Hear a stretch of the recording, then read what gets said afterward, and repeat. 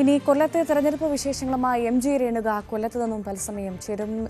രേണുക, സ്വന്തം നാടാണ് കൊല്ലത്തെ തെരഞ്ഞെടുപ്പ് ആവേശം, പോരാട്ടം അതെവിടെ നിൽക്കുന്നു? മൂന്ന് മുന്നണികളും സജ്ജമാണല്ലോ അല്ലേ?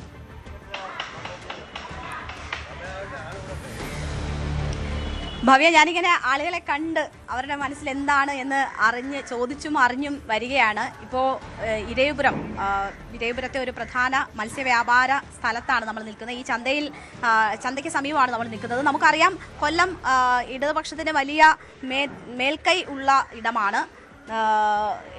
ജില്ലാ പഞ്ചായത്ത് ഭരിക്കുന്നു, കോർപ്പറേഷൻ കഴിഞ്ഞ 25 വർഷമായിട്ട് ഭരിക്കുന്നു, 11 ബ്ലോക്കിൽ 10 ബ്ലോക്കുകളും ഭരിക്കുന്നു, 4 നഗരസഭകളിൽ 3 നഗരസഭകളും ഭരിക്കുന്നു. അങ്ങനെ വലിയ മേൽക്കൈ ഉണ്ട്. ആ മേൽക്കൈ കെടുത്തുക, ഇത്തവണ തങ്ങളുടെ ശക്തി തെളിയിക്കുക, തിരിച്ചു പിടിക്കുക, അതാണ് UDFന്റെ അഭിമാന പ്രശ്നമായി മാറിയിരിക്കുന്ന ഘടകം. അങ്ങനെ വീറും വാശിയുമേറിയ പോരാട്ടമാണ് കൊല്ലത്ത് നടന്നുകൊണ്ടിരിക്കുന്നത്. നമ്മൾ ഇപ്പോൾ നിൽക്കുന്ന ഇടം മത്സ്യത്തൊഴിലാളികളുടെ മേഖല കൂടിയാണ്. അപ്പോൾ മത്സ്യത്തൊഴിലാളികൾ നേരിടുന്ന പ്രശ്നങ്ങൾ, കശുവണ്ടി മേഖല നേരിടുന്ന പ്രശ്നങ്ങളൊക്കെയും ഈ തെരഞ്ഞെടുപ്പിൽ വലിയ ചർച്ചാ വിഷയമാണ്. ഇതൊക്കെയും തെരഞ്ഞെടുപ്പിനെ സ്വാധീനിക്കുന്ന ഘടകങ്ങളാണ്.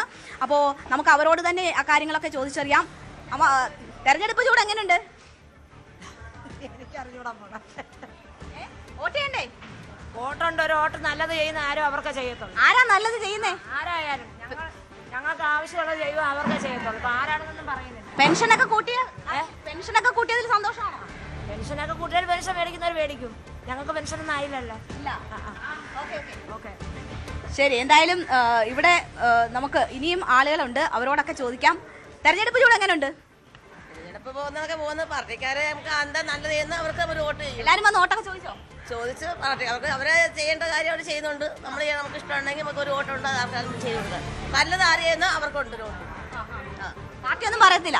കച്ചവടത്തെ ബാധിക്കില്ലേ? കച്ചവടത്തെ ബാധിക്കുമോ? കച്ചവടം ബാധിക്കാൻ നമ്മള് ബിസിനസ് ചെയ്ത് നമ്മൾ കഷ്ടപ്പെട്ട് നമ്മൾ ബാധിക്കേണ്ടവർക്ക് കാര്യമൊന്നും ഇല്ല. പിന്നെ നമുക്ക് അവർക്ക് എന്താ ചെയ്യാനുള്ളത് അവർ ചെയ്യട്ടെ, നമുക്കുള്ളത് നമ്മൾ ചെയ്യും.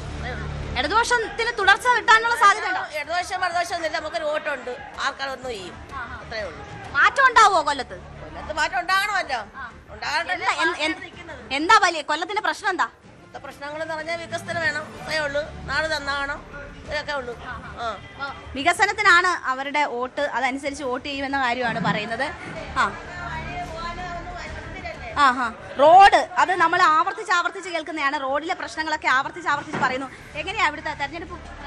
ഇവിടെ ഈ മാർക്കറ്റ് നവീകരണത്തിന് ഇവിടെ അഭിമന്യു എന്ന് പറഞ്ഞ കൗൺസിലറാണ് ഇതെല്ലാ കാര്യങ്ങളും ചെയ്തത്. CPMന്റെ കൗൺസിലറാണ്. അയാൾ നല്ല കാര്യങ്ങളാണ് ഇവിടെ ചെയ്തത്. പിന്നെ ഇവിടെ റെയിൽവേയുടെ പണി നടക്കുന്നതുകൊണ്ട് വണ്ടി ഇതുവഴി പോകുന്നതുകൊണ്ടുള്ള ബുദ്ധിമുട്ടേ ഉള്ളൂ. അതാണ് പ്രധാനം. പക്ഷേ മാർക്കറ്റൊക്കെ നവീകരിച്ചത് CPM അഭിമന്യു കൗൺസിലറായിട്ടിരുന്ന സമയത്താണ്. എല്ലാം ഭംഗിയായിട്ട് ചെയ്തു, സന്തോഷത്തോടെ. വ്യക്തികളെ നോക്കിയാണ് തദ്ദേശ തെരഞ്ഞെടുപ്പ് വോട്ട് ചെയ്യുന്നത്? അതെ, വ്യക്തികളെ നോക്കിയല്ല, വ്യക്തികളെ നോക്കിയാണ് ചെയ്തത്. നല്ലത് ചെയ്യാൻ വേണ്ടി ആഗ്രഹിക്കല്ലേ നമ്മൾ. കൊല്ലത്തിന് മാറ്റം ഉണ്ടാവോ? തെരഞ്ഞെടുപ്പിന്റെ ചൂട് എങ്ങനെയുണ്ട് കൊല്ലത്ത്? സ്ഥാനാർത്ഥികളൊക്കെ വന്ന് വോട്ട് ചോദിച്ചോ? മത്സ്യത്തൊഴിലാളി മേഖലയിൽ വലിയ പ്രശ്നങ്ങൾ ഉണ്ടോ? ഇപ്പൊ അങ്ങനെ പ്രശ്നങ്ങൾ ഉണ്ടോ ഇവിടെ? എന്തൊക്കെയാ പ്രശ്നങ്ങൾ?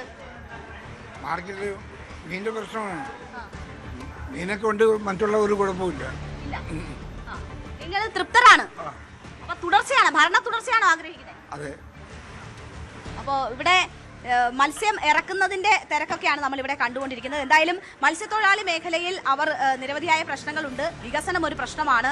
റോഡ് വികസനവുമായി ബന്ധപ്പെട്ടുള്ള കാര്യങ്ങൾ ചൂണ്ടിക്കാട്ടുന്നുണ്ട്. അപ്പോൾ ഇതൊക്കെ ചൂണ്ടിക്കാട്ടിയായിരിക്കും തെരഞ്ഞെടുപ്പിൽ വോട്ട് ചെയ്യുക. പക്ഷേ അവർ ആർക്കാണ് അവരുടെ പിന്തുണ എന്ന കാര്യത്തിൽ തുറന്ന് സംസാരിക്കാൻ തയ്യാറാകാത്ത ഒരു സാഹചര്യമുണ്ട്.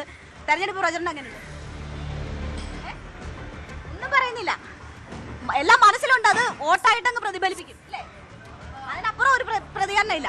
അപ്പോൾ മനസ്സ് തുറക്കാൻ തയ്യാറാകുന്നില്ല ഇവിടെ പലരും എന്ന ഒരു സാഹചര്യം കൂടിയുണ്ട്. ഭവ്യ, എന്തായാലും നമുക്ക് പുറത്ത് ഇറങ്ങിയാൽ സ്ഥാനാർത്ഥികളൊക്കെ പ്രചരണം ഇപ്പോൾ ഏതാണ്ട് 9:30 പോകുന്നു. 9:30 കഴിഞ്ഞു. അപ്പോൾ തെരഞ്ഞെടുപ്പ് പ്രചരണ രംഗത്തേക്ക് സ്ഥാനാർത്ഥികളൊക്കെ സജീവമായിട്ട് ഇറങ്ങിക്കഴിഞ്ഞിരിക്കുന്നു. പ്രചരണം ഉച്ചസ്ഥായിയിൽ തന്നെയാണ്. നമ്മൾ ഓരോരുത്തരെയായി കണ്ടുവരികയാണ്. ഇവിടെ ഭരണ തുടർച്ച അവകാശപ്പെടുന്നുണ്ട് ഇടതുപക്ഷമെങ്കിലും ഡബിൾ എഞ്ചിൻ സർക്കാർ എന്ന നിലയിൽ കോർപ്പറേഷനും സർക്കാരിൻ്റെ ഭരണവും സംസ്ഥാന സർക്കാരിൻ്റെ ഭരണവും ഒക്കെ ഒരുമിച്ച് നടത്തുന്നതിൻ്റെ ഒരു അഡ്വാൻറ്റേജ് ഉണ്ട് എന്ന് പറയുമ്പോൾ തന്നെ ഈ ഭരണവിരുദ്ധ വികാരം ശക്തമാണ്. അതിലാണ് UDFന്റെ പ്രതീക്ഷ. BJPയും ഒപ്പം പ്രതീക്ഷ വയ്ക്കുന്നു. കാരണം ഈ സ്വർണ്ണക്കൊള്ള ഉൾപ്പെടെയുള്ള വിഷയങ്ങൾ കൊല്ലത്ത് വലിയ ചർച്ചയാണ്. അതുകൊണ്ട് തന്നെ അതിൻ്റെ ഒരു ആനുകൂല്യം തങ്ങൾക്ക് ലഭിക്കും എന്നതാണ് അവർ കരുതുന്നത്. ഒപ്പം പ്രാദേശിക വിഷയങ്ങൾക്കൊപ്പം തന്നെ സംസ്ഥാന തലത്തിൽ ഈ ഉയരുന്ന വിഷയങ്ങളൊക്കെ വലിയ ചർച്ചയായി കൊല്ലത്ത് അനുഭവപ്പെടുന്നുണ്ട്. അത് ഒരു മാറ്റത്തിലേക്കാണോ എന്നൊന്ന് പറയാൻ പറ്റാത്ത ഒരു സാഹചര്യമാണ് ഇപ്പോൾ കൊല്ലത്തെ സംബന്ധിച്ചുള്ളത്. ശരി, MG രേണുകയാണ് വിവരങ്ങൾ നൽകിയത്.